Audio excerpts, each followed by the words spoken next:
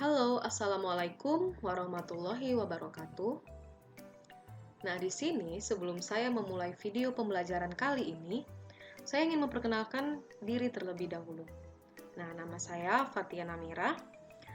Saya merupakan mahasiswa program Pascasarjana Pendidikan Kimia.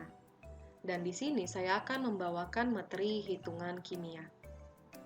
Oke, langsung saja. Apa itu persamaan reaksi? Dalam persamaan reaksi, pasti ada selalu komponen reaktan dan juga komponen produk. Nah, saya tanya, reaktan itu apa dan produk itu apa? Nah, kita jelaskan satu persatu. Persamaan reaksi itu adalah persamaan yang menggambarkan perubahan kimia dari reaktan menjadi produk. Yang kedua, penulisan antara reaktan dan produk dipisah oleh tanda panah. Yang ketiga, reaktan ditulis sebelum tanda panah, yang artinya dia berada di ruas kiri, dan produk ditulis setelah tanda panah, yaitu ruas kanan. Selanjutnya, untuk persamaan reaksi, dituliskan wujud zat yang terlibat. Ditulis dengan apabila dia S berarti solid, yang berarti zat padat, L liquid berarti zat cair, aqueous yang berarti larutan dalam air, dan yang terakhir G yang berarti gas. Selanjutnya, dalam persamaan reaksi terdapat koefisien reaksi dan indeks, di mana koefisien reaksi merupakan angka yang menyatakan jumlah molekul atau jumlah senyawa dalam persamaan reaksi. Angka indeks yaitu angka yang menyatakan jumlah atom dalam suatu molekul atau senyawa. Kita bisa lihat contoh di bawah ini. Ada reaksi Mg tambah 2HCl menjadi MgCl2 tambah H2, di mana AQ di dalam kurung menyatakan wujud zat. Lalu, angka 2 di depan HCl menyatakan koefisien reaksi. Lalu tanda panah, kemudian angka 2 di setelah Cl yang berarti angka indeks. Lalu, untuk ruas yang di sebelah kiri namanya reaktan, dan untuk ruas yang di sebelah kanan namanya produk. Nah, bagaimana menyetarakan persamaan reaksi? Ada tahapannya. Pertama, disetarakan dulu jumlah atom dengan mengubah angka koefisiennya. Ingat, yang kita ubah adalah angka koefisien, bukan angka indeks. Karena apabila kita mengubah angka indeks, berarti kita mengubah senyawa tersebut. Lalu yang kedua, mulai menyetarakan jumlah atom dari atom-atom yang memiliki indeks paling besar dan berada dalam satu zat. Yang ketiga, tetapkan koefisien reaksi dari zat dengan indeks terbesar tadi sama dengan 1. Yang terakhir, setarakan jumlah atom yang terdapat lebih dari satu zat, baik ruas kiri maupun kanan. Contoh, ada reaksi CH4 tambah O2 menghasilkan CO2 tambah H2O. Kita setarakan. Langkah pertama, mulai dengan zat yang memiliki indeks terbesar, yaitu CH4.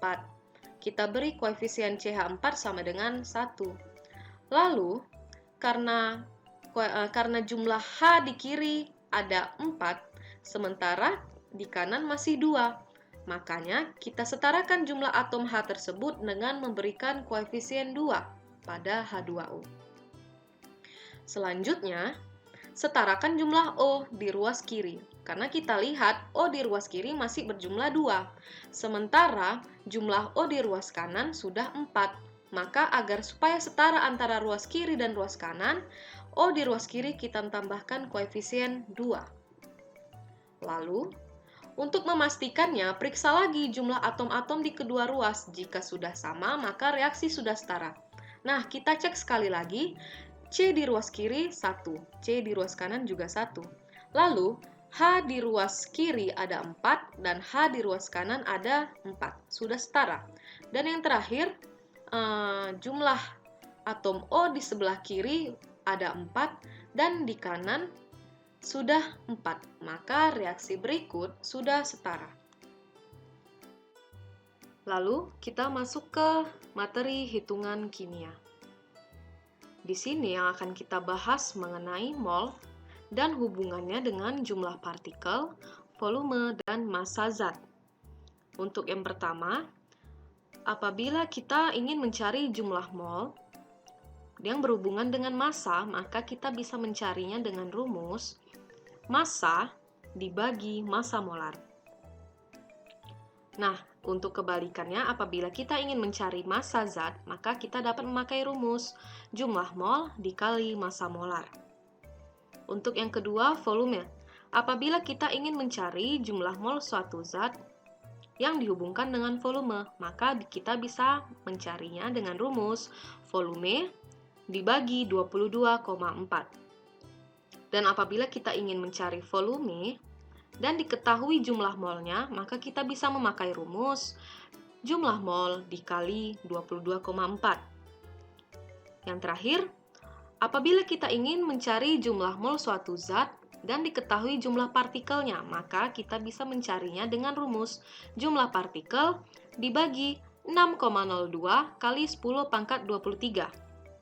Sebaliknya, apabila kita ingin mencari jumlah partikel dan diketahui jumlah molnya, maka kita bisa mencari dengan rumus jumlah mol dikali 6,02 kali 10 pangkat 23. Lalu kita masuk ke reaksi pembatas. Perhatikan reaksi di bawah ini.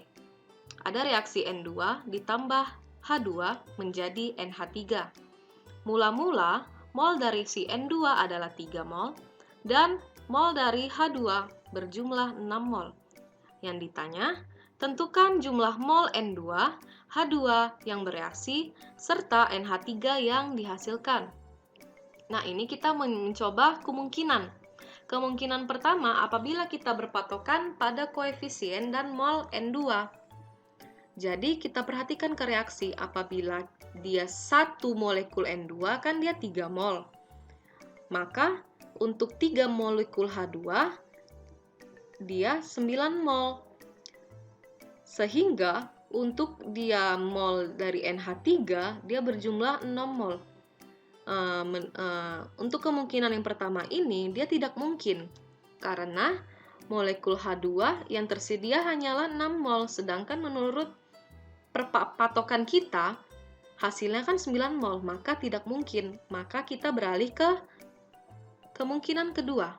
Apabila kita berpatokan pada koefisien dan mol H2, jadi untuk 3 molekul H2 kan dia berjumlah 6 mol.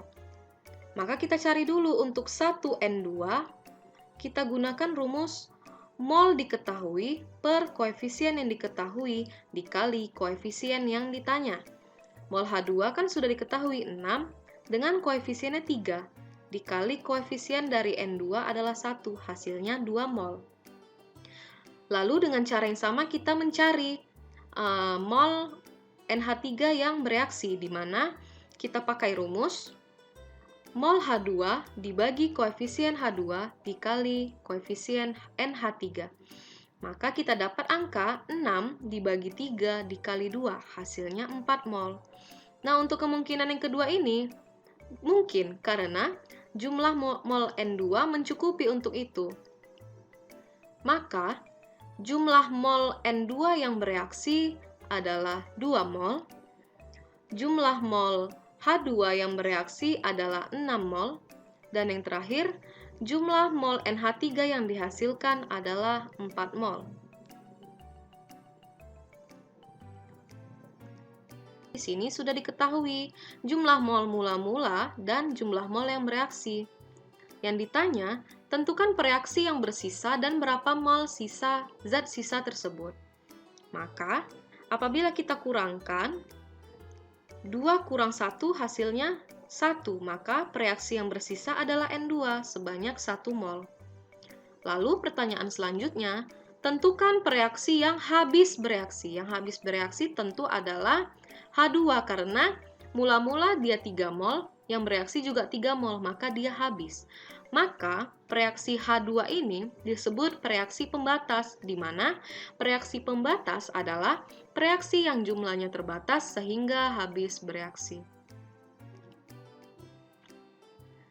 Baik, Sekian dari video pembelajaran dari hitungan kimia. Saya ucapkan Assalamualaikum warahmatullahi wabarakatuh.